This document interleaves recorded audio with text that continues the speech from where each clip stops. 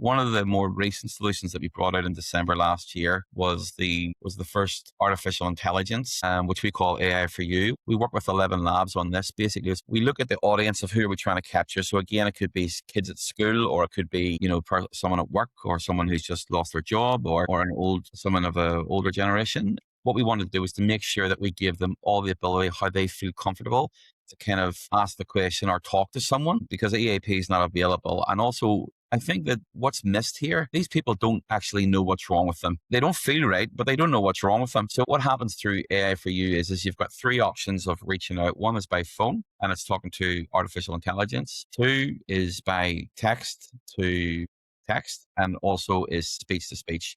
So the system basically allows people to be sitting in bed at night with an earpiece and a young person who's getting bullied at school, and they can text into the AI for You. And it's what's important to understand about the AI for You is it's a guide. It's not a psychologist or professional support. And just for the record, let me say it, I don't believe for any second that at any time can artificial intelligence replace a person. We have to remember that these people are people, and we've got to kind of, when we're talking about their problem they've got, that's got to be done with a person, a trained person. So I understand that. I'm certainly not trying to replace that. But what I'm trying to do is that these people go back to the problem, is they don't even know what's wrong with them, but they don't feel right. And so we're kind of creating avenues for them to come to the system and speak to someone who comes with a Kiwi accent, or some of our clients are in Australia, they got an Australian accent.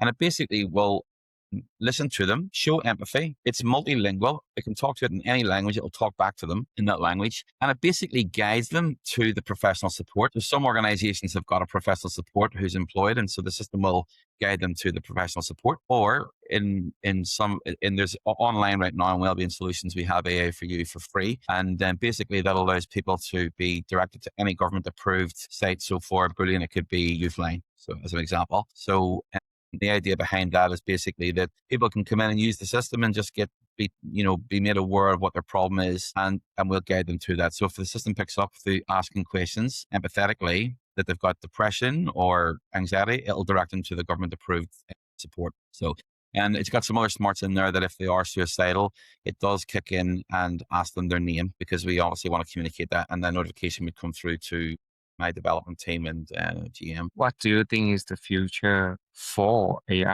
with mental health? I think we're learning through mistakes with AI. Over a year ago or 18 months ago, we're starting to see kids are turning to ChatGPT and asking, they know that they don't feel right, so they're asking ChatGPT and they're getting the wrong advice. So I think that sort of the governments need to step up and kind of identify, well, look, that's a channel that they're using. How can we create an AI for You for everyone that is user-friendly, and change the mindset of it about how do we capture data? They've got to come away from that mindset. That's got to be the second step. And it's got to be the first step. It's got to be about the person and helping them. So whatever we do with AI or whatever technology advances, I think that's the first step that has to happen. The second step then is how we capture that data.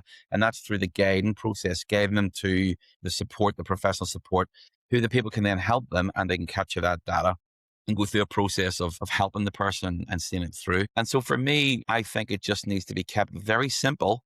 That all it is it's a tool that people can trust and have a confidence in, that is going to it's going to make them feel valued. And right now, that's the parameters that I stay within. And I'm aware that there's all these other advancements in technology, but right now, I think people are really dubious about AI. There is a real question mark over AI in the medical environment by way of, is it going to replace the professional support and help? So they're a bit nervous about that, because they're reading about cases where kids are getting that wrong advice, and some kids have taken their own lives.